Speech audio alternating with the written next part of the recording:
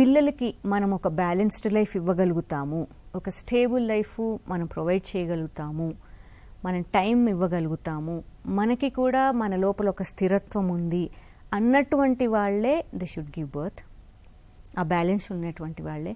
దాని తర్వాత కూడా పెంపకంలో కూడా మనం పొందలేదు, మనం కష్టపడ్డాం చిన్నప్పుడు, సో ఇప్పుడు మనకున్నది మన పిల్లలకి మనము ప్రొవైడ్ చేసేద్దాము అని అన్నీ ఈజీగా ఇచ్చేసినప్పుడు ఏమవుతుందంటే, అంత ఈజీ లైఫ్ ప్రొవైడ్ చేసినప్పుడు కూడా వాళ్ళకి వాల్యూ తెలియదు.